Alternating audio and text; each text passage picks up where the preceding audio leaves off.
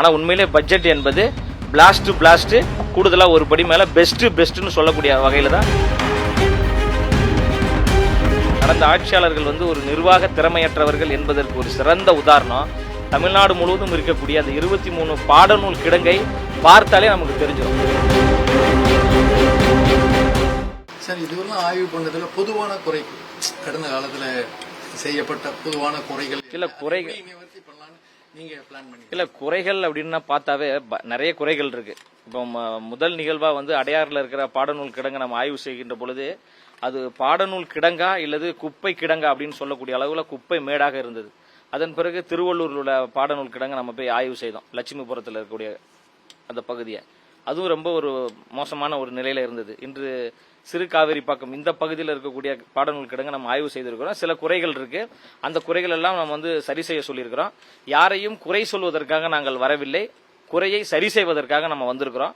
கடந்த ஆட்சியாளர்கள் ஒரு நிர்வாக திறமையற்றவர்கள் என்பதற்கு ஒரு சிறந்த உதாரணம் தமிழ்நாடு முழுவதும் இருக்கக்கூடிய அந்த 23 பாடநூல் கிடங்கை பார்த்தாலே நமக்கு தெரிஞ்சிடும். ஏன்னா அவங்க சொல்றாங்க கல்வியை முன்னேற்ற பாதைக்கு கொண்டு போய் சேர்க்கணும், மாணவர்கள் ஒரு வளர்ச்சி பாதைக்கு கொண்டு போய் சேர்க்கணும் என்று இதுக்கு முன்பு ஆட்சி செய்த ஆட்சியாளர்கள் பேசினாங்க.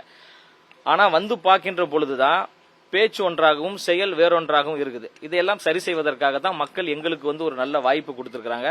மாண்புமிகு தமிழ்நாட்டின் முதலமைச்சர் அண்ணன் ஜோசப் விஜய் அவர்களுக்கு ஒரு வாய்ப்பு கொடுத்து அவர் தலைமையில சிறப்பான ஒரு ஆட்சி நடந்து கொண்டிருக்கு. அதனுடைய ஒரு தொடக்கம் தான், அதனுடைய ஒரு வேகம் தான் இன்று ஆய்வு பணி செய்திருப்பது. இந்த பட்ஜெட்ல கல்வித்துறைக்கு நிதி ஒதுக்கிறது இது மாதிரி நம்ம ஏற்கனவே 23 தான் இருக்கு நம்ம சொல்றோம். மாவட்டங்கள் அதிகமா இருக்கு, அங்கேயும் பாடநூல் குடோன் கட்டுறதுக்கு எதனால தீர்மானம் இல்ல. அது எல்லாமே பள்ளிக்கல்வித்துறை அமைச்சர் அவர்களோடு கலந்து ஆலோசித்து அதற்கு உரிய நடவடிக்கைகளை கண்டிப்பா உறுதியா நாங்கள் ஈடுபடுவோம். அதுவும் குறிப்பா கல்வித்துறையில் தமிழ்நாடு ஒரு தலை சிறந்த மாநிலமாக இருக்க வேண்டும் என்பதில் மாண்புமிகு தமிழ்நாடு முதலமைச்சர் அவர்களும் பள்ளிக்கல்வித்துறை அமைச்சர் அவர்களும் மிக உறுதியாக இருக்கிறாங்க. அதை நோக்கி தான் எங்களுடைய பயணமும் இருக்கு. இன்றைய மாணவர்கள் தான் நாளைய தலைவர்கள்.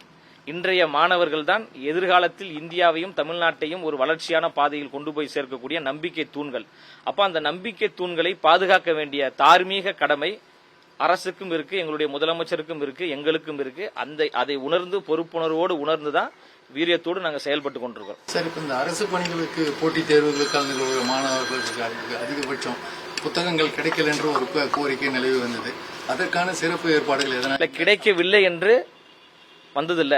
எந்த ஆட்சியில வந்ததுன்னா கடந்த திமுக ஆட்சியில வந்தது. ஆனா இந்த ஆட்சி பொறுப்புக்கு வந்த 2 மாதத்துல எந்த குறைகளுமே கிடையாது. உங்களுக்கு எந்த புத்தகம் வேண்டுமென்றாலும் உடனுக்குடன் கிடைக்கும்.